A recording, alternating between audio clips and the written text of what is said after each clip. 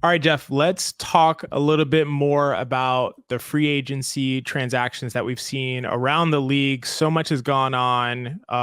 Unfortunately, it wasn't very exciting at the time when it happened because of some of the penalties that the NBA put into place.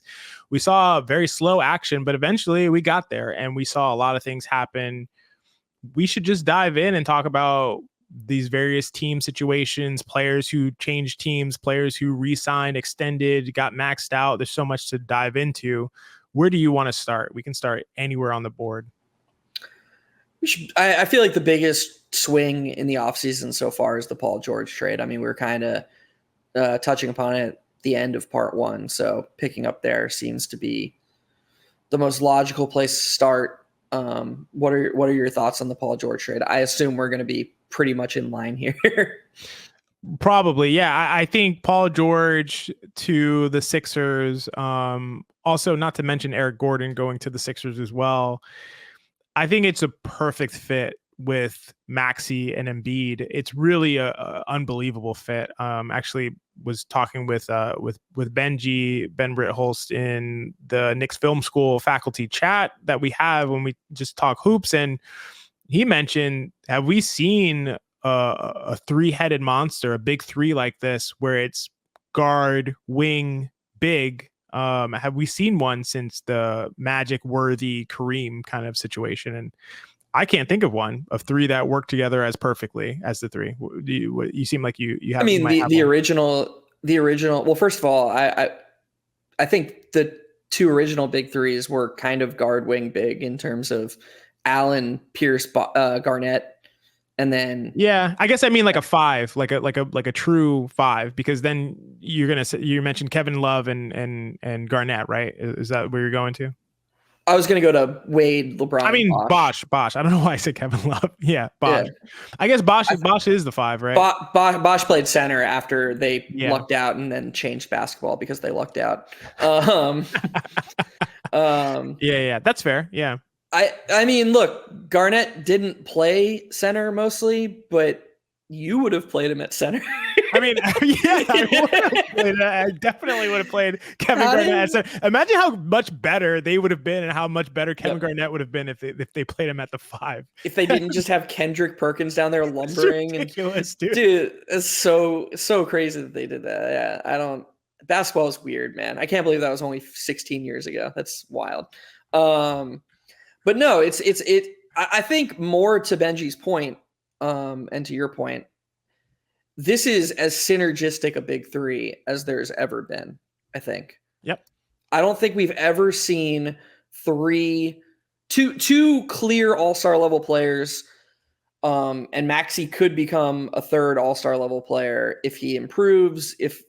It's tough, man. There's a lot of good guards. Like, I think being an all-star level guard, being an all-star level guard in either conference, it's not even like shade to Maxey. It's just there are so many good guards. You know, he's in a conference with Brunson and Halliburton already. Already, you're just like, okay, like to be that good, you're fringe MVP candidate or definitely an All NBA level player. Those are two All NBA level players. But anyways. The thing about Maxey, George, and Embiid is their impact. All the impact that they bring is almost perfectly additive, and it's super interactive. They all will play together and mesh off each other and elevate one another so well. It's like the league has gotten so good that they're going to need more, and how high the Sixers fly, even as good as these three players are. Like, if this team existed 10 years ago, they would have been the title favorites almost, like even with how good that Spurs team was, even with the LeBron Heat coming to an end in 2014, give me this Sixers team and I don't care who else is on that team. Like that's how good I think. But the league is different. You can't have guys on the court who aren't good. It's too exploitable. It'll get exposed. So as good as those three players are, as high as I am on the synergy and the impact of those three guys, who they sign is going to dictate the ceiling of this team, in my opinion. That's definitely a fair opinion. I guess, you're right. We don't know who they're going to get and who they're going to flesh out the roster with. I don't know. I feel like I can't see them being not an elite team, like regardless of who they get. Like I don't think they're gonna. I mean, I don't think they're gonna put together like G League level players, but even just replacement level players who fit the roles that they need them to. I think they'll still be an elite team in the league. It's just the synergy. And to me, it's not really about who they flesh out the roster with. I think that could elevate them even more. But to me, it's about health, and that's really what it comes down to. I think it's a gamble that the Sixers had to take. You have to do it when you have this opportunity to put those three together. This is not a big three of let's put together three superstars like the Phoenix Suns and see how it goes. Like, this is a big three where it's like they work perfectly together. If they're healthy, you can beat anyone in the entire NBA in a 7-game series. And I think that's a chance you have to take. And I think it is a 2-year window. I don't think Paul George is going to be good until he's 37 or be this good until he's 37. So I think it's a 2-year window and they have to hope for good health. But if they get it, I think it's going to be tough to beat them for anybody. So I think it's a great signing for them, or a great transaction acquisition for them. It's awesome for the Sixers. That's inarguable. I think it's as good as they could have done. I think Sixers fans should be thrilled with Morey. I'm not quite as bullish on the team as you. I do think it's a little bit more dependent on who else they get. I can see outcomes where I see them. First of all, if you don't do as well, we mentioned Eric Gordon. Eric Gordon is going to be a nice bench piece. He can't be your starting shooting guard. I can see outcomes where they're actually closer to, the tier below the top tier in the East or the top tier in the NBA, where we just established we had OKC and Boston. I just think that, first of all, you're betting a lot on the health of Embiid if you don't fill out the roster better. And that's a shaky proposition, to say the least. Paul George just played 74 out of 82 games. He's not exactly a beacon of health, like throughout his career. His injury luck has been, he played 56 the year before, he played 31 the year before that, he played 54 the year before that, he played 48 the year before that. Those are his last 5 seasons. So yeah, he played 74 games, but that was the first time he played over 70 since 2019. Since that great 2019 season he had in OKC. So I do think that how they fill out the roster matters. I agree with you that pretty much no matter what they do, the Maxey, George, Embiid lineups will dismantle opponents in the minutes they play. But how dependent they are on those lineups will be dictated by the rest of the roster. Yeah, this is a great point. So it's making me think of kind of a way that I could elaborate on my thoughts. I would not be shocked to see this Sixers team be a 6 seed. Like, that would not shock me at all. I think they could easily end up as a 6 seed, get into the playoffs. The point is that they need to get to the playoffs healthy. And that's why, for me, if I was a Sixers fan, this would not be a fun season for me, because the season doesn't matter. It's just like, hey, let's get to the playoffs. Let's try to get into the 6th seed, and let's try to have these guys be healthy all at the same time at the end. That's what the season's about. I don't think they're gonna.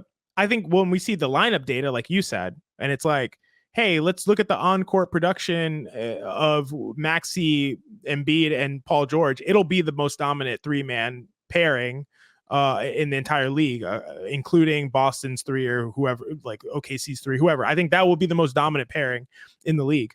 Now, how many minutes those 3 are going to play together? How many games are those guys going to miss? Those are all question marks. And to me, I could imagine them be a 5th, 6th seed, not really do a ton of damage in the regular season as a team and run teams over like I think OKC is going to do. OKC, as like every elite guy they have is 25 years old somehow. This is not going to be like that. This is going to be, let's get to the playoffs healthy. Then once you get into the playoffs, if they make the playoffs as a 5th or 6th seed and the guys are healthy, they become the biggest threat in the East to Boston, and they become the biggest threat in the league to OKC, in my opinion. I guess that's a better way to clarify my view. Yeah, if I think they'll be a tough out for any team if they get to the playoffs healthy. I completely agree with that. I just think there's a world where if they make the right signings or the right trades, there's a world where they get the 1 seed and they don't even have to, overly rely on Embiid and George to stay healthy, especially with the Maxey leap. But I completely agree with you that, and that makes going through the playoffs a little bit more manageable. I mean, home court does matter. It's rare for a team. I know the LeBron Heat and Cavs didn't really care about getting the 1 seed all that much, and they could just cruise through the East. But it's pretty rare to just be like, oh, we don't really have to care about home court. We'll just beat whoever's in front of us, especially with how the league is shaping up in the parity. That extra game at home could matter. And yeah, there's a world where, if Maxey makes a big enough leap, there's a world where they make the right signings or the right trades and their team is just really, really good in the regular season and then just dominates in the playoffs. That can happen too.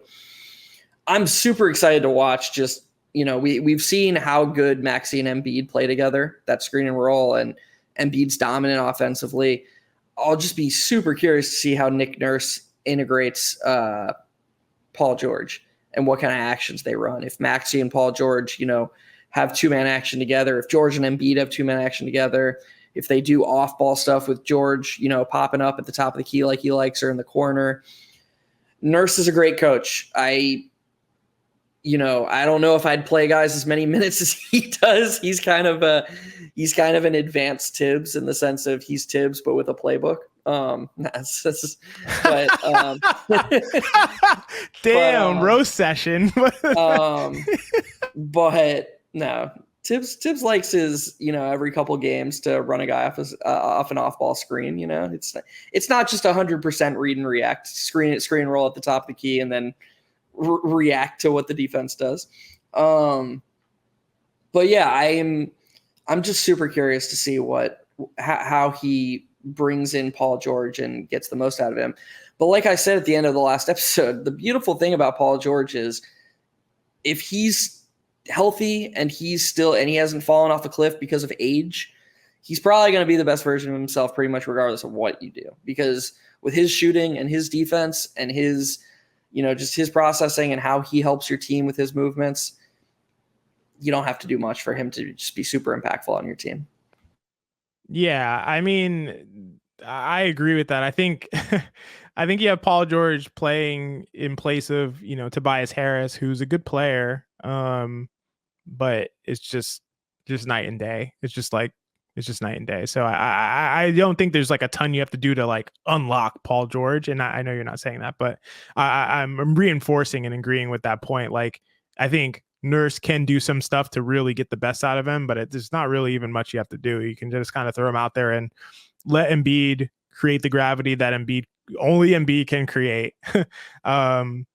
And let Paul George play off of that. And basically we saw Paul George excel in a situation where he's playing off of, interior penetration from James Harden, and he really thrived with that.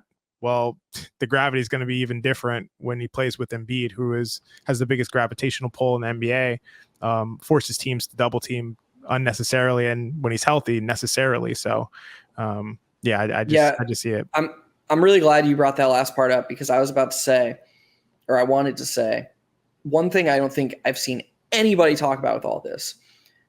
The book on Embiid in the playoffs is to send doubles his way. Him and Julius Randle are very similar. He doesn't handle them super well.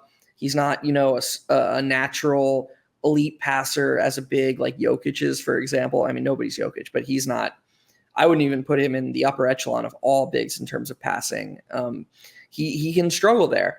And one of the reasons that you're able to do that is because the Sixers, even with Maxey and with Harden, don't have a ton of, cutters or quick catch and shoot shooters. They've always had very strange team constructions where you could send doubles pretty much from anywhere. And when you combine Embiid's relatively mediocre passing out of double teams, slower processing with the teammates he was surrounded by, it really made it advantageous for defenses to attack him that way. And I think Paul George's presence is going to change that dramatically. I think he can almost by himself punish opponents for sending that double at Embiid. And I think it's going to be a trickle-down effect where Paul George's presence is going to make Joel Embiid better, which is a scary proposition because Joel Embiid was the best player in the NBA last season when he was playing. This is such a great point that you're bringing up. I think to even further enhance your point, I agree that historically Embiid hasn't been the best at handling doubles and kind of passing out of those situations, but I think he's gotten so much better. Like last year, he took a huge leap early in the season, and that was like a real reason why he was clearly the MVP at that time when he was playing. Last year, his assist percentage shot up to 31.5%. His highest before that was 23.6%. It went through the roof from around the 85th, 84th percentile to the 97th percentile in assist percentage, and his turnover percentage only went up like 0.5%. He got so much better at passing out of these situations and without turning the ball over. And I think he's going to continue to get better at that because it's probably what he's going to be working on. Everything else he's dominant at. And then you have Paul George to play off of, like you said, cutting and the finishing. Paul George, just an amazing, one of the best shot play finishers in the league in terms of his ability to score at efficient rate from three and at the rim. Man, that's just going to be tough. It's just going to be tough. That's why I'm not even like, I think surrounding them with great pieces can elevate them even more, but I don't think that's necessary for them to be a great team, I guess. So in your mind, obviously I'm not talking G League guys, but let's say they just don't do anything special the rest of the way. And you can fill in, the standard sort of replaceable level, again, not G League, but replaceable level NBA players that they could fill out their roster with. I don't really have names. Yeah. You think today this team could just win a championship? Healthy team, of course. Yeah, for sure. Yeah, very, very confident in that. And not to mention, I mean, this may not, you're not going to like this because you hate this guy, but they did keep Kelly Oubre, who is not, I think a better than replacement. I do not hate Kelly Oubre. I actually like him a lot. I think dude, he has unshackled himself from the Steph Curry curse. He's the first. He's the first ever. There had to be a first. He's the first ever player to fail with Steph Curry and come back from that. Nobody else had ever done that. It was pretty much like the ultimate test. If you could not succeed with Steph Curry, you're not a good NBA basketball player. And I was just like convinced. I was like, he's not going to be good. And he wasn't good. And then he went to Philly. Dude, what he did in that first round playoff series last year, and I say this as a Knicks fan, super impressive. That dude played defense like I never expected he could play. Willing shooter in the corners. And he still has his. I will say he's a bad shooter. He's a bad shooter. He's not bad shooter, but he's look. I believe in functional gravity, and you can look at all the numbers you want. God damn it! I was about to say I know what my eyes saw. I swear to God, I was about to say it. I truly believe. Unironically. I know, unironically, I was about to say I know what my eyes saw, and you were gonna like punch me through the screen. I believe that a guy like him has more functional gravity than a guy like Josh Hart. Wow, that's interesting. Yeah, I think that he gets more respect from defenses than a guy like Josh Hart does. I will push back on you on that. Due to a willingness to shoot, and just like the burst he has. If you are lazy with him or ignore him, he'll just be at the rim like that. Dude is lightning fast. He has an insane burst, and he's definitely more willing a shooter than Josh Hart. So for sure, those are true. Yeah. And so look, like, dude was a lottery pick, clearly physically gifted. Never like, I don't know anything about us as a person. So like, yeah, I'm pushing back a little strong here. I don't like the word hate. I don't really hate anybody. But I definitely, to your point, to not completely undermine you, definitely was down on him as a basketball player. And it was entirely because he wasn't good. And then he went to the Warriors and he still wasn't good, which should be impossible playing with Steph Curry. And I was just like, okay, yeah, he's not a good basketball player, but he proved me wrong. And that makes me like him more, if anything. Respect to him.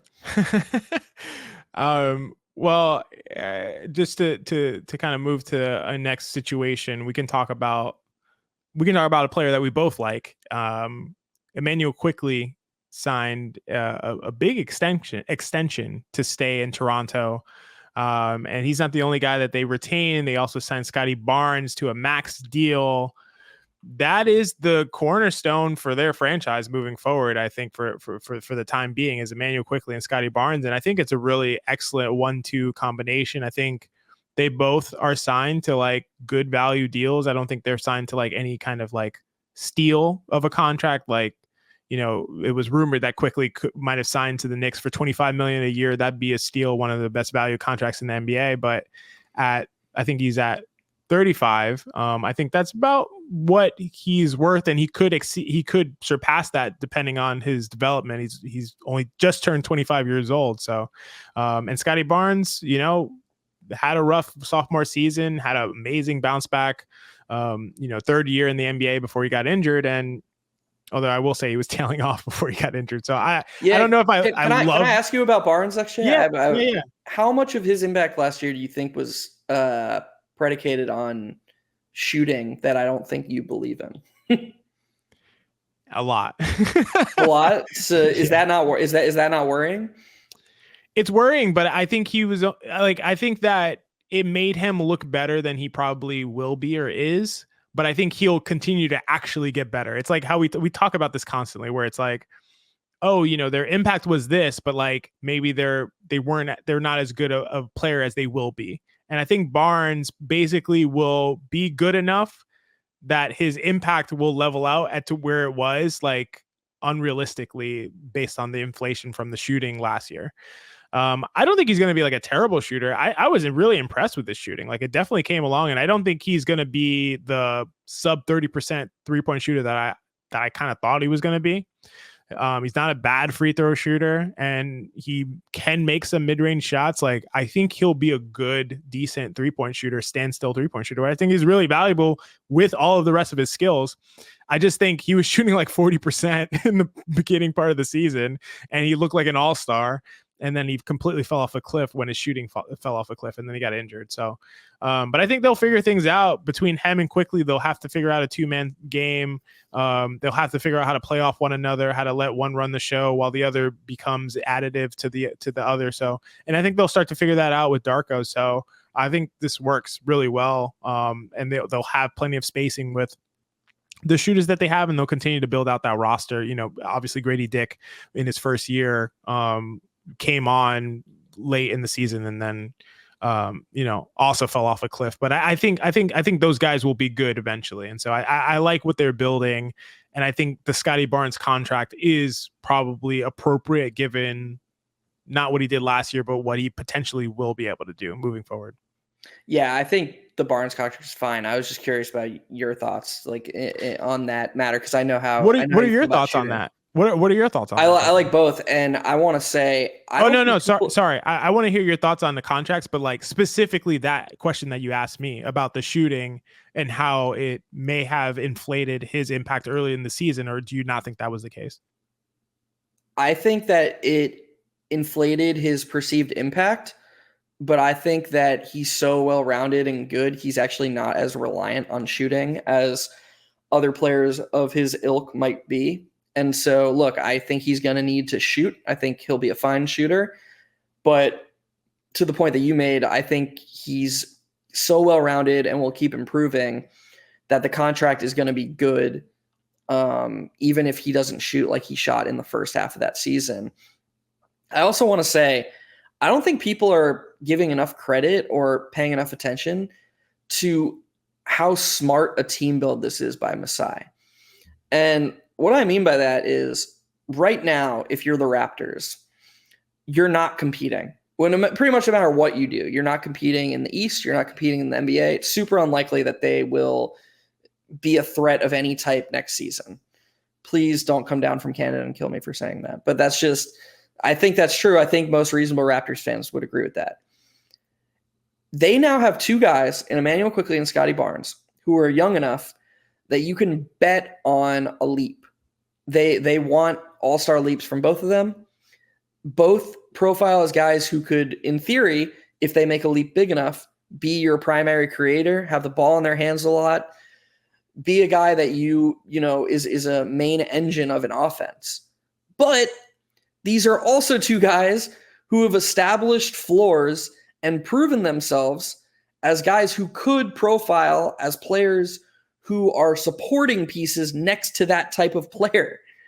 So you're giving max contracts to guys who have all-star level ceilings, but if that fails, they can still just be, it's impossible for these guys to be bad players for you. They're just also really good supporting pieces already who can help you in a number of ways. So the Raptors can take a season, can take 2 seasons and be like, all right, Emmanuel, all right, Scotty, what do you got for us? How good can you get? We're going to give you the best spacing. We're going to give you all the runway to be as good as you can be. And you know what? If it doesn't pan out, we know as a plan B that you can still be positive supporting pieces. Do you want to pay max contracts to positive supporting pieces? Maybe not all the time. I mean, OG Anunoby just got a really big contract, and neither one of us thinks that's a bad contract. But I don't think it's a good practice to give multiple guys who are supporting pieces contracts as big as Quickley and Barnes. But I still don't think that would be the worst plan B. And by the time you realize that neither Barnes nor Quickley are stars, their contracts are almost up anyways, and you can pay them more appropriately on their next contract when you're trying to pivot and acquire a guy that you want them to support. Yeah, I think that was perfectly said. I love that, where it's like, and the thing is, like, Quickley is also not on a maximum contract, by the way. Barnes is, but Quickley's not, and so it's almost like you're gonna get positive returns on those contracts no matter what. It's just how positive is the return going to be, basically, which I think is the argument that you're making. If you need to really fill in with like a star level player, and at some point one comes along in a couple years and those guys take a step to the side, they aren't the ones who kind of usher your team forward. They're going to be additive to that star and make your team even better regardless. So yeah, it's a great bet. I think, I love that they did that. I think they're heading in the right direction. I think it'll be a couple years. I think yeah, like I agree with you. I think they could kind of take next year and just say this is going to be another building year. But a couple years from now, they could really be dangerous. And I like that they're building it kind of from the ground up. So anything else that you want to say on the Toronto situation, those two free agency situations? No, I think they're in a good spot. I think if I was a Raptors fan, next season would feel so low stress to me. Free. I would have no expectations. I wouldn't, like, sure, if Barnes or Quickley sucks, it's like, man, that stinks. But okay, so you get a really good pick in a loaded draft. Like, that is the floor for this team. There are no bad outcomes for the Raptors this season. Really, like they're almost like the worst outcome for them would be if Quickley and Barnes overachieved and they got like the 8 seed or the 7 seed, and then they lose in the first round and it's like, oh no, we have 2 franchise cornerstones. Yeah. Oh, what a bad spot to be in. There are no bad outcomes for this franchise. It's wild. Yeah.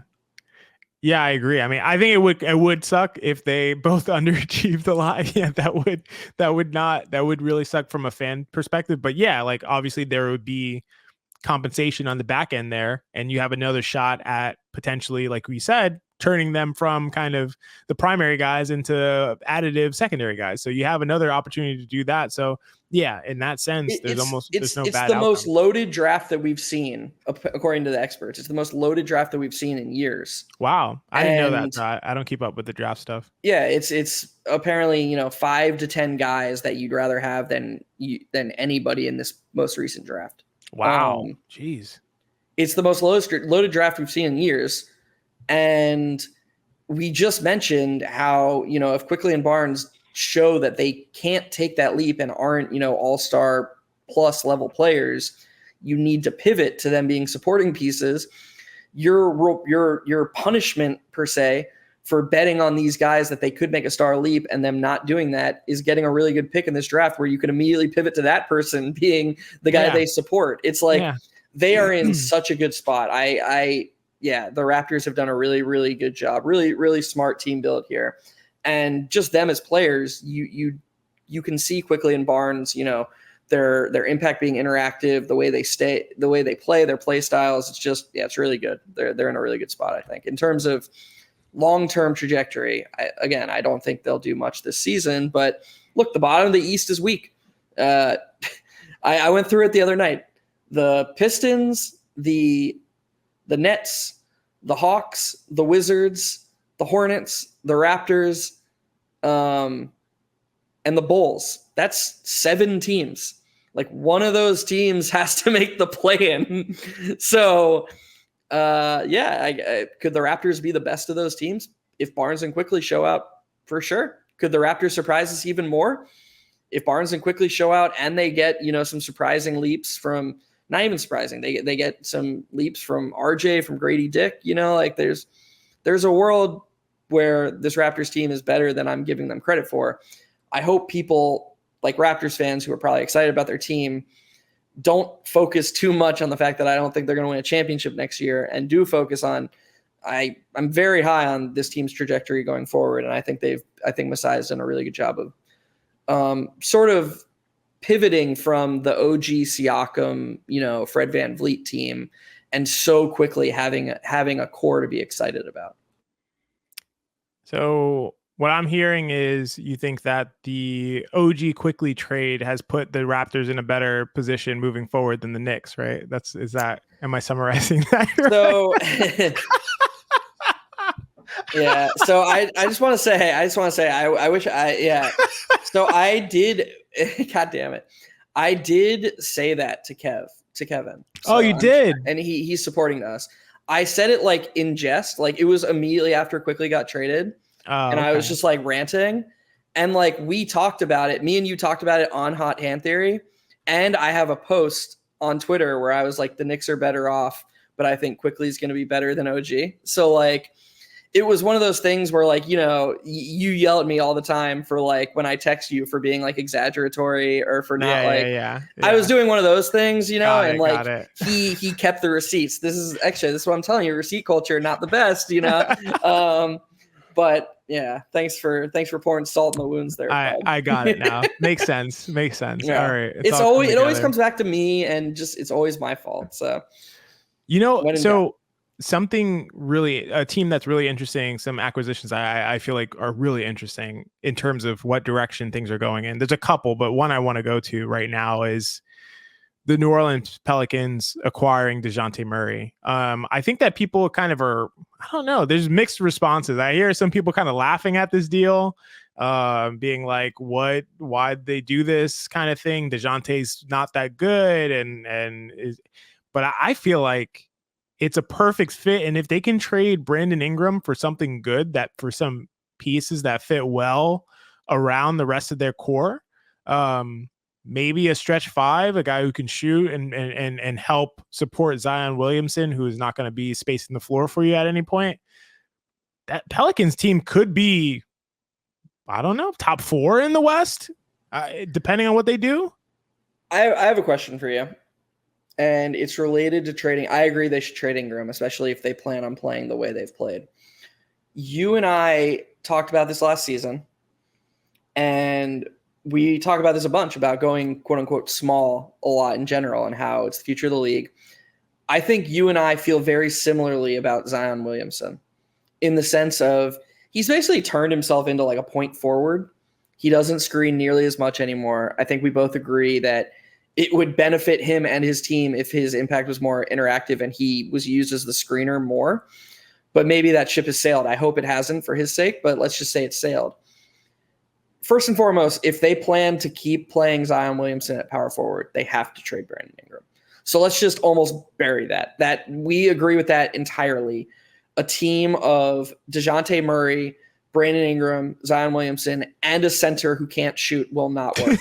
No, it's silly. If they got Brook Lopez, that's their best chance. It would still not work, but it's at least their best chance of making it work. Yeah. But anyways, is there a world where you could see Murray, Murphy, Herb Jones, Ingram, and Zion working? That is a crazy long lineup next to Zion. Like, Zion's not even the center. They have 4 super lengthy guys. Murray is one of the best rim protecting guards. Murphy and Herb Jones are crazy long. Like, could they just play like an all wing lineup and make that work? Is that insane? That's a great question, and I love pushing the bounds of what we think is like reasonable and kind of the traditional positions that traditional NBA minds think of as like, we can't do that. But for me, I don't really think so. And just because none of those guys really profiles as that great of in terms of rebounding, which I don't think is the most important thing. I think it's very important though. And none of those guys want to bang and try to get rebounds. And I think they could really get abused. It's almost like a step too far. Are you suggesting this be like the starting lineup? Yeah. I think that'd be sick. Yeah, I would have I would have fun watching it for sure. Yeah, with some it would go one of two ways, I think. Do you think the defense would just be really bad though? I think the defense would just be really bad. Yeah. Yeah. Even with Murray, Herb Jones, and Murphy. Well, just do a thought experiment. What if they played let's say the Knicks last year with Isaiah Hartenstein? What rebounds? I mean, we talked about the rebound difficulties from OKC potentially, but like, not only are you not getting rebounds, you're also not at all protecting the rim when the OKC had Chet Holmgren, who was one of the best rim protectors in the league. So essentially you're saying like, yeah, let's do the OKC thing where we don't get rebounds. And then let's also not use Chet Holmgren so we don't protect the rim. Like, I don't know. It's too much for me. Who would protect the rim against the Knicks, they don't really get to the rim. Like, well, yeah, that's true, but they get to the short mid range, but they love the short mid range, and they get offensive rebounds. No, I see your point, but look, I guess it's burning two ends of the candle, in my opinion. Yeah, you're probably right. You got to trade Ingram. That's what you got to do. Yeah, you know what's interesting Ingram. Is because I feel really strongly that first of all, under the assumption that they're going to keep a center, I think they have to trade Ingram. I had what I thought was a pretty good tweet thread where I talked about why the Pelicans have to trade Ingram. And if you're listening to this and you're really high on Ingram, it's okay if you think they have to trade Zion. The point is almost like they have to trade one of them. They can't play together with Dejounte Murray. Yeah. XJ and I just happen to be higher on Zion. So I want to make sure that point is highlighted. If you, for whatever reason, are higher on Brandon Ingram than Zion, you think that if you put Brandon Ingram in more space, he can be even better. You don't trust Zion's injury history, et cetera, et cetera, et cetera. That's totally reasonable. I disagree, but the point isn't like, oh, Brandon Ingram sucks. He's bad at basketball. It's that the fit and the synergy are so bad that one of them needs to go now that they've gotten Dejounte Murray. And so, yeah, I think they need to trade Brandon Ingram, but I'm going to toss this back to you. What is a good fit for Brandon Ingram? Like, who is a team in the league that has assets where it's like, yeah, we want to give these up and to bring Brandon Ingram in because he's a good fit with us and will make us better? Or is the assumption on your behalf that another team will just make a mistake? I think another team will make a mistake, but I mean, we hear a lot of rumors about teams potentially trying to acquire Brandon Ingram, and they're teams that shouldn't try to acquire Brandon Ingram. Like, frankly, like any rumor I hear, maybe the Chicago Bulls would want Brandon Ingram. That would go great with Josh Giddey, and they could bring back DeMar DeRozan, and they can put them all together, and they can, figure things out. I don't know who Brandon Ingram would work really well with. Like, I'm not high on Brandon Ingram, but I will say this. I think the Pelicans, if there's any team that would work well with Brandon Ingram, it's the Pelicans without Zion. And I totally could be convinced that Brandon Ingram should be the guy to stay and Zion should be the guy to go. I could totally be convinced of that. Brandon Ingram's an excellent playmaker, and he's also able to space. Like, yes, he doesn't want to, but he can. Zion's not going to at all. And so you can get a lot more out of potentially Dejounte Murray's time running the show with Brandon Ingram playing off than you can with Dejounte Murray running the show and Zion Williamson playing off, unless they're both in the action together. Like you said, if there's a screen and roll situation and with Murray being the ball handler and Zion being the roller, and you have a five that's spacing out, I don't know how you stop that offense, but they're not going to do that most likely. So if it's just Murray creating and Ingram spotting up, he will take shot. He will take threes. He's not as willing a shooter as he should be, and as much as we all want him to be, but he will take threes and he will convert them. So I could be swayed, and maybe you get more back from trading Zion Williamson as well. Like I'm almost convincing myself maybe it should be Zion that's the one to go and Ingram the one to stay. So Zion would net a bigger return. That's what I'm saying. Yeah, you'll get more back for Zion as well. You get more back for Zion. And I agree with you. The best situation for Brandon Ingram is a Zionless Pelicans team with Trey Murphy, with Herb Jones, with Dejounte Murray. You got, like, I completely agree with you. I could see it. The Brandon Ingram shooting thing. I have a conspiracy theory. I think Zion's injury in 2022 just totally torched his development. I think with Zion out of the picture, Brandon Ingram was the guy. And he was like, oh man, I'm going to cook from mid range. And this is what I'm going to do. He had no, because if you look at his trajectory, he joined the Pelicans in 2019, 2020, excuse me. And Ingram's shooting numbers his first 2 seasons are so promising.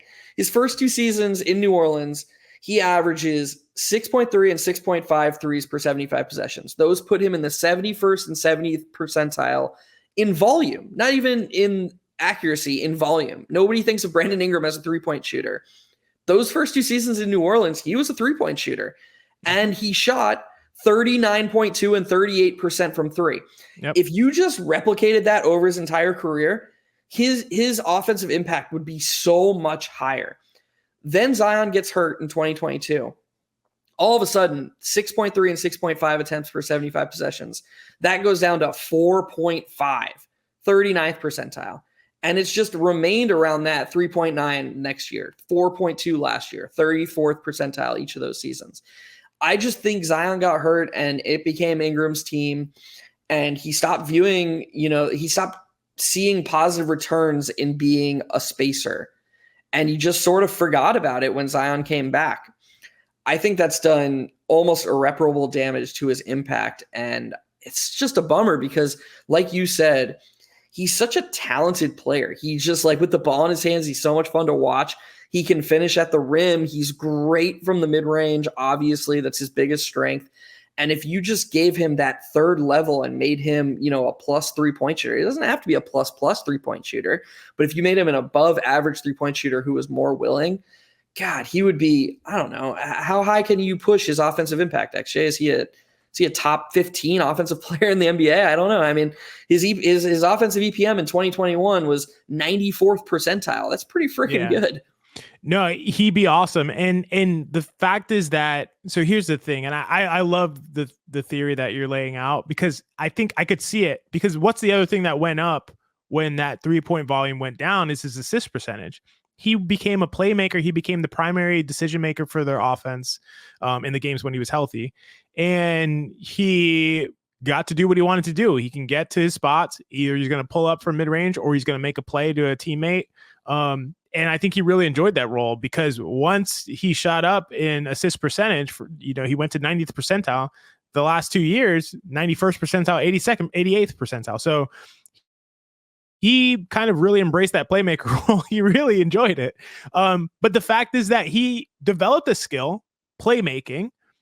And instead of saying, now I have this more diverse skill set where I can go to play my playmaking bag when I need to, I can go to my one-on-one ISO scorer bag when I need to, I can go to my spot up 3-point shooter bag when I need to. And you and I love guys like this who are adaptive, who can say, in this lineup, I'm going to play this role. In this lineup, I'm going to play this role. And I'm going to do both of them at an elite level. That's how you get these super, super impactful players, because they can be very versatile and still be amazingly effective in whatever role you need them to fill.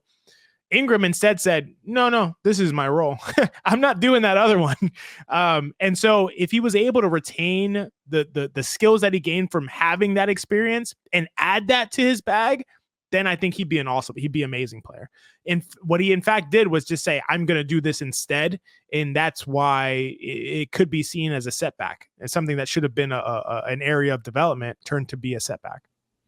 We're really, really learning fast just how valuable being malleable as a player is, because there are only so many stars in the league.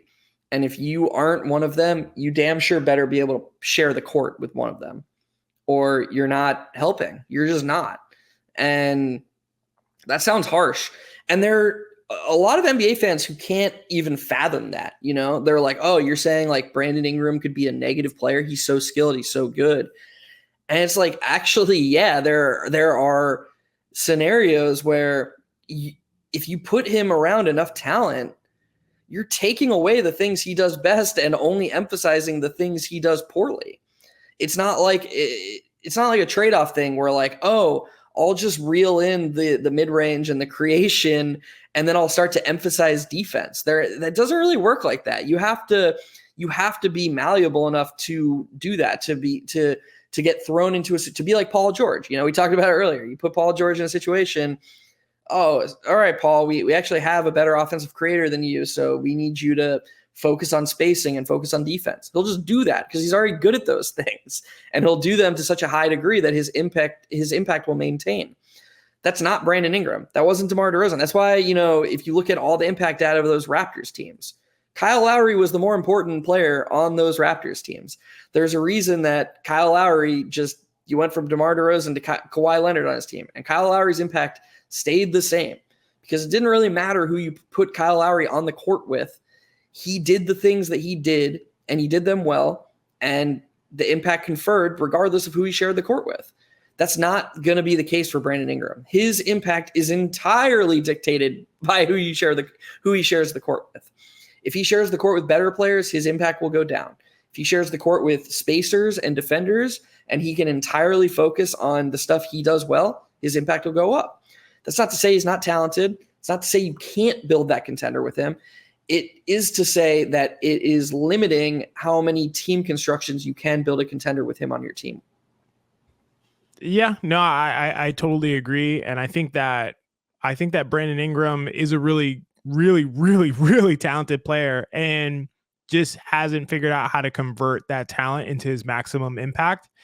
And to be honest, again, Zion Williamson off the team, I think that would allow him to do that. And so I'm almost like, I started out this conversation feeling like Ingram should clearly be the one to be traded, but I feel almost 50-50. I think the Pelicans would be in really, really high company in the West, whether they traded Ingram or Zion, depending on who they got back and what kind of assets they got back. And I think they're in a really good position. So they don't seem to be in a rush to make something happen. And I don't think they should be. I think they can wait for the right deal, get the right players, and they seem to be building this in a smart way, in my opinion. I think they got Dejounte Murray at a very low cost point, and so I think they're building things out really, really well in New Orleans.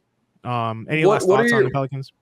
Yeah, I just want to swing it back to you because we talked about this. We brought this up to talk about the Dejounte Murray trade. I think we both agree the trade's a win for the Pelicans, like in a complete vacuum, in the sense of they didn't give up that much and they got a good player. Yeah. I think we both assume CJ McCollum will come off the bench, right? Yeah, CJ's definitely going to come. I mean, what? Yeah, he has to. I don't know what other options would they have. They could start him and bench Trey Murphy. That'd be crazy. I don't. Yeah, that'd be insane. I agree, but I'm just that would not be good. I think CJ's coming off the bench for sure. Yeah. Yeah. Sorry, go ahead. So this is like a weird thing, but it's like Trey Young and Dejounte Murray didn't work. And Dejounte Murray actually, from a shooting splits perspective, it's not like he was a bad spacer. I don't think opponents really believed in his shooting. So I think it kind of hurt the gravity. But is there a reason to believe in his shooting more when he's sharing the court with, because it's going to be a similar paradigm in the sense of he's playing with Zion Williamson. He's the second banana. This is Zion's team, Is there a reason that Dejounte Murray's shooting impact and gravity might confer a little bit better as a guard next to a forward as opposed to being a guard next to another guard? Does that make sense? Yeah, it's a great question. I haven't thought too much about that in the past. I almost feel like because I think that Trae Young is way more ball dominant than Zion Williamson. And not only that, I think that Trae Young probably is going to be available for more game. I know that Trae Young was hurt last year. That's why I stumbled upon saying this. But Dejounte Murray played extremely well when Trae Young was out of the lineup. That was like some of his best basketball of the season. So I kind of feel like it's sort of sidestepping your question. Like, I think Dejounte Murray will play less next to Zion than he played next to Trae Young. But also directly addressing your question, I think potentially, I think there's some potential there because Zion can cut and do some stuff off the ball that Trae Young would never do. Trae Young is literally just like going to stand in the corner and not do anything and doesn't command as much gravity as you would expect he does because he's not going to shoot off the catch either. He's like a weird version of Luka Doncic where he just refuses to shoot off the catch, but Luka's done it a little bit more, more and more towards the end of the season. But so I feel like Zion can do a little bit more off the ball, which allows Dejounte to have the ball more and be more effective with the ball. And then when Zion has the ball, I just kind of believe in Dejounte shooting. And I know I'm maybe a little bit alone on that. I know a lot of people are skeptical. He's always been a pretty good free throw shooter, always around 80% from the free throw line, and always been an elite mid-range shooter. So to me, all of those indicators are like his 3-point shooting has come along pretty slowly. I'm looking at it right now, 32%, then 33%, then 34%, then 36%. It's a pretty natural, really solid progression in terms of his shooting. He shot the highest volume of his career by far and still improved. I just buy the shot. I mean, I just buy his shooting being good enough to be passable to play next to Zion. And I think the Pelicans do as well. So it may be a moot point, but I'm not really sure how to answer that question necessarily. Like, is there just some inherent value to it being the other ball dominant player being a forward as opposed to all the other ball dominant player being a guard? Yeah, no, that was a really good answer. And you brought up Luka. The Mavs made some interesting moves too, I'd say. To round out this sort of offseason discussion. They traded for Quentin Grimes. I don't know. I shouldn't just say Grimes, just because you got that Knicks blanket doesn't mean everybody listening to this is just like, oh yeah, Grimes. No, they traded for Quentin Grimes. They signed Klay Thompson, which the deal isn't totally done yet. It's looking like it might be a sign and trade. And they got Najee Marshall. I'm going to spin it back to you. I'm just going to say, I really like what the Mavericks have done, and I have my own reasons and my own biases, but I'm curious what you think. Yeah, I really like what the Mavs did too. I think they got better shooters, and I know we both agree about that. We've texted a little bit about that in terms of the consistency that they can expect from the shooters that they have. They just improved a lot, and the biggest thing you want, obviously, this is not groundbreaking. The biggest thing you want next to Luka Doncic is defense and shooting, and I think they took a little bit of a step back defensively. But Najee Marshall is a really good defensive player, and Quentin Grimes. We know watching a lot of Knicks games, Quentin Grimes can be a great defensive player potentially if he hits his potential. So I don't know. I think they're just better. And I think that the funny thing is that they're better, and I'm saying they're better. I think that they're better, but they could just end up losing in the first round of the playoffs next year. And everybody's going to say, well, look how much worse they got by making these moves, even though they could be a better team with worse results. So I think we could be set up for a situation like that, but I think they're better. They got better. And this is why this is the main reason why I like what they did. I think a dumber team would have been like, well, we just made the finals. Why not just run it back? I think they had humility and they had the self-awareness, and they were like, all right, we got really lucky to make, I think they knew. I think they knew. And it feels like almost like Mavericks fans knew. I don't know. Maybe I come from a weird echo chamber in Knicks verse. Dude, there's no way Knicks fans would have reacted the way the Mavericks fans did if they made a finals like that. They would have been like, we're bringing everyone back. We're young. We're winning 70 games next year. And then they would have freaked out if anyone was traded. I don't know. I'm seeing Mavs fans who like the trades, who and look, they beat OKC. I'm sorry. If you're a Mavs fan, you're offended by this. I don't care. They beat OKC because of one of the most drastic outlier shooting differentials you'll ever. Like, OKC was the better team in that series. OKC was probably the only team besides maybe Minnesota. I don't know. Matchups are weird in the playoffs, but OKC was probably the only team, given the injuries, who could have given Boston any trouble at all in a finals matchup. That series was ridiculous if you played it out 100 times, but you don't play it out 100 times. And I'm not trying to take anything away from Dallas's run. They should have loved that run. You're a fan. You're not a fan because, like in a vacuum. No, you're a fan because this one time, this awesome thing happened. You got an experience that me as a Knicks fan, I haven't had in 25 years. So nothing should take away from that. But you're not building a team based on one series. You're building a team based on what's best going forward. And I think it was incredibly smart of the Mavericks to realize that, look, Josh Green and Derek Jones Jr. are not just going to shoot 45% from three. What they did in the playoffs is not reflective of who they are as players. Let's get better versions of those guys. So, we talked about on the last episode, Quentin Grimes, Klay Thompson, and Najee Marshall. They're replacing Josh Green and Derek Jones Jr., but when the playoffs roll around, let's remember, they're not actually replacing Derek Jones Jr. and Josh Green. They're replacing these weird versions of them that shot the lights out for 10 games.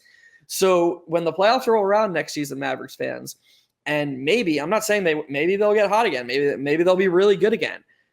If they don't shoot as well as Derek Jones Jr. and Josh Green did last season, that doesn't mean that the trades were bad. Because Derek Jones Jr. and Josh Green, I promise you, are big underdogs to ever have shooting stretches like that in playoff games ever again.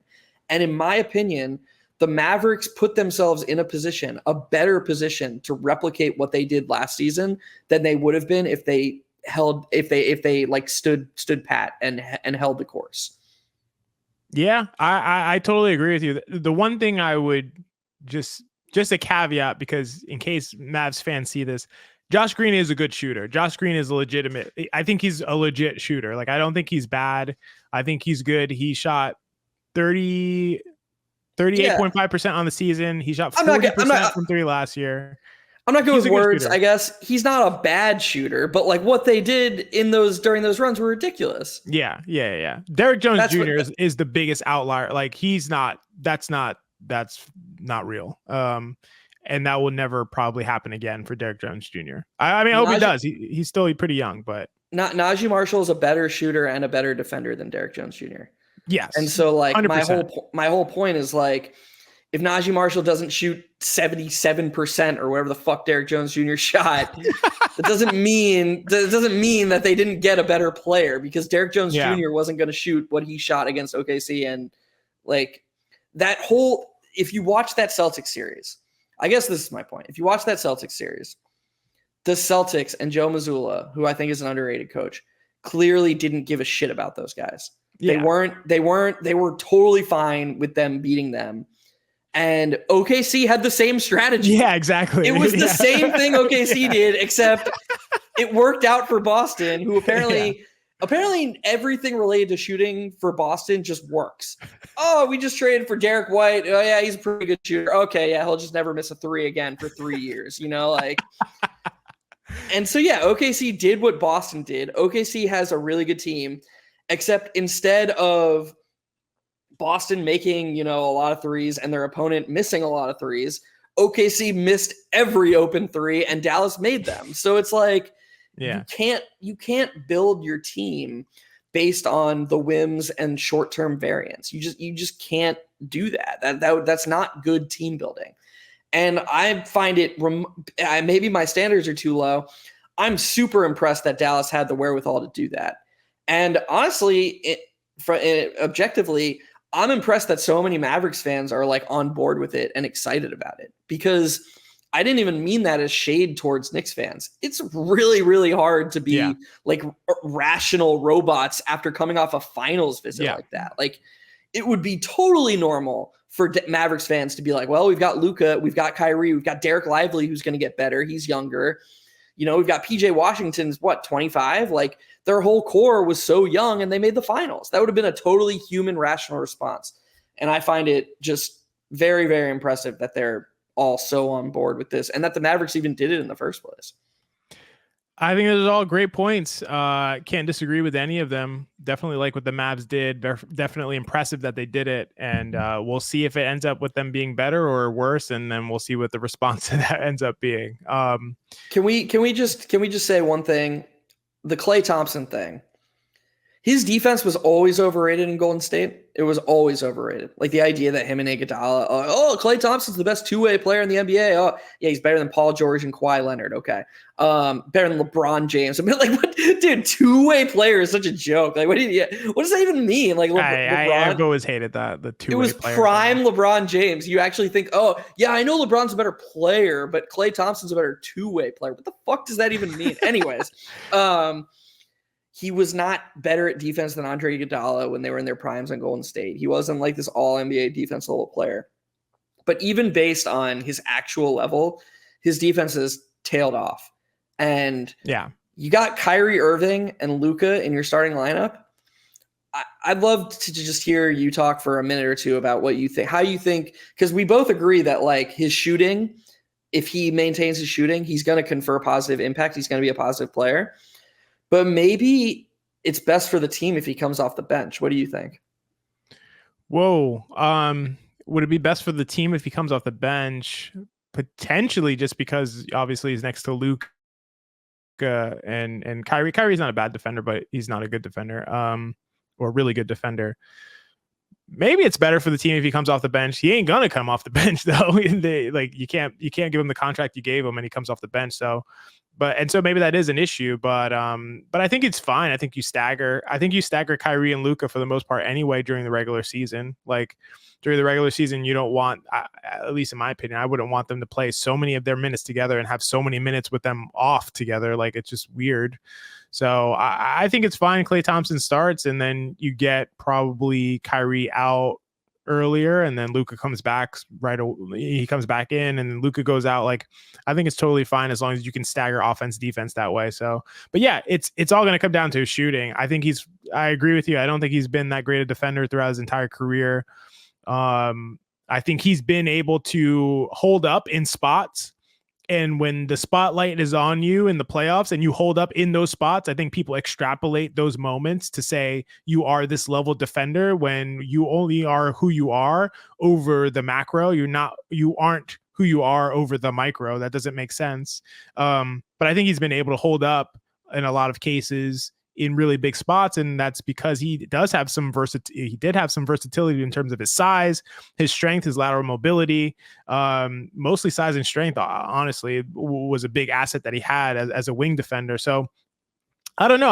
I think he's been overrated because of those things, but at the same time, like you said, he's fallen off. I don't know. I think that he's going to continue to fall off. I mean, he is recovering from his injury as well still, or that's going to have detrimental effects to the rest of his career. He's 34 years old. We talk about Paul George being 34 years old. Klay Thompson's a different 34 years old, in my opinion, even though Paul George also had a very devastating injury, probably not one that has as much long-term ramifications as Klay Thompson. So, yeah, I could imagine him potentially being good coming off the bench, and I think they would move him to the bench if that was the case. I don't feel like they're going to feel like they can't, but I think that he's going to start for the foreseeable future unless it just like blows up somehow. Yeah, no, I was just throwing out a hypothetical. I agree he's going to start, and I don't think it's unreasonable to start him. Can we also just say about Dallas? We talked about this with OKC earlier. It's remarkable how fast they went from whatever the hell they were after the KP trade a couple of years ago to a team with Luka entering or in his prime, whatever. I mean, one of the best players in the league.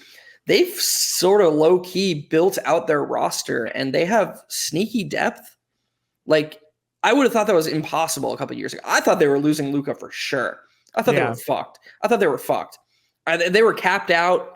They had no good players. They had nothing. Like, they had nothing except Luka. And I was like, well, Luka's going to keep. They can't get good draft picks because they have Luka. Yeah. So like, I just thought they were screwed. And now all of a sudden, you look at their roster. They've got at least 8 guys you are totally comfortable with being on the court at any time. You got Luka, you got Kyrie, you got Najee Marshall, you got Quentin Grimes, you got Klay Thompson, you got PJ Washington, you got Derek Lively, you got Daniel Gafford. That is a totally reasonable 8-man rotation built around an MVP candidate. That's a really good team. That's a really good team. And the West is stacked. I think the top of the league, I don't know, maybe with OKC. I think OKC and Boston are the two best teams in the league. And I think the top of the East from like 2 to 4, 2 to 5 might be better than the top of the West at this point from 2 to 5. But there are like 13 teams. Look, the Spurs, like, I know this is a weird place to end, but like the Spurs with Wemby next year, they're not going to like tank. They're going to try to win games next year. They've got Chris Paul coming in. I know Chris Paul's 40, but that dude still helps. That dude is going to make players on his team better. I promise you he is. We're going to. No, you're probably right. I'm just laughing. Actually, we are going to get on a pod in December, and you're going to say, how the fuck are all these Spurs players playing so well? That's what you're going to say. And I'm going to say, because Chris Paul is just on the team. And that's what happens when Chris Paul's on your team. Because he's coaching them from the bench as he's recovering from his injury. Yes, exactly. But my point is, I mean, what teams aren't trying in the West next year? It's like just the Jazz and who else? There's one other team, but in the West, Portland. Yeah. Yes, it's the Jazz and Portland. That's it. I think all 13 other teams are trying and and going to be tough. I don't like, you're not going to just beat them all the time. That's man. I can't imagine if Sacramento gets Larry Markkinen. Right. 3 of, I don't know, the Lakers, the Warriors, the Spurs, the Mavericks, the Rockets. Who else is in that tier? The Clippers, the Rockets, the Suns, like Grizzlies 3 of these coming back. The Grizzlies, the Kings, 3 of those teams are gonna not even make the play-in. That's tough, man. That's tough. That's tough. Whereas man. if you're in the East, if you're one of the teams in the East who's trying next year, it's impossible you don't make the play-in. That's a great point. Yep. Brooklyn, Washington, Detroit, Charlotte, Chicago, laughable teams. Toronto is not going to be anything. Yeah, no, it's true. And we missed one. Brooklyn, Detroit, Washington. Atlanta. Atlanta, I don't think is going to be like just like a tanking. Like all, I mean, I think they'll be better without Dejounte, but yeah, we'll see. Oh, interesting. Yeah. Yeah, I could see that being an addition by subtraction. Just go back to Trae Young ball and just like stop all this nonsense where you artificially suppress his impact by putting him off the ball ever. Like that's like you're not gonna make the finals, but you're gonna be better, I think. Yeah, but I could see a world where Toronto is better than them next season. Wow, that would be a surprise. I mean, that means Quickley and Barnes took a big step, I think. I just don't think Atlanta has what? They have Jalen Johnson and Trae Young. I know Trae Young is awesome. I'm not trying to – I think I agree with you. I hadn't considered that more ball in Trae Young's hands more is good. That's a really good thing. He is a primary. He is a singular hub. Their offense will be better. But their team is – Bogdan was a 6th man of the year candidate last year. Yeah, he's good. Bogdan Bogdanovic. And he's good. AJ Griffin from the G League. He got traded to the Rockets. Oh, I just wanted to make an AJ Griffin reference because of something we talked about. Oh, you were talking about him. That like, why did they bury him? Like for no reason. Yeah, he's a really good shooter. I don't understand why they just didn't play him. Why they traded for Sadiq Bey.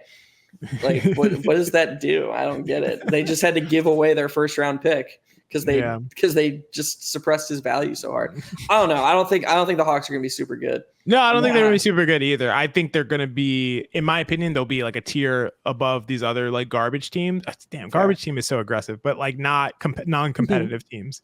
But who knows? That was a gruesome word there, actually. Yeah. Not quite as gruesome as when you applied it earlier, but I hear you. All right, well, I think we should wrap there. We talked about all these teams. We talked a lot. I think we kind of covered the big moves. There's a couple more we didn't get to, but that's okay. We got plenty of time to talk about everything over the summer. Really good conversation. We dived into a lot. Any last words from you, Geoff? No, good conversation. Good stuff. Well heard by both of us. Spreadsheet. I don't think are we at the point where we have the inside jokes that our audience just like, yeah, I say we are. Let's do it. It's our podcast. We can do whatever the fuck we want. We're just trying to make each other laugh, right? Thanks for tuning in. If you made it this far and you're not subscribed, that's crazy because you just listened to us talk about the NBA for over 2 hours and you're not subscribed to us. You should just do that now. Drop a comment and we respond to every comment, as those of us who have dropped comments know.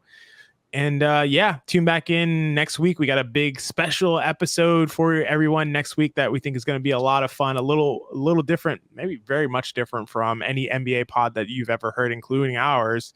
But if there's a reason to subscribe, that's why you subscribe. The interview next week. There you go. There's a reason to subscribe. It's to see what we have in store for you next week. And thanks so much for listening. This has been Hot Hand Theory.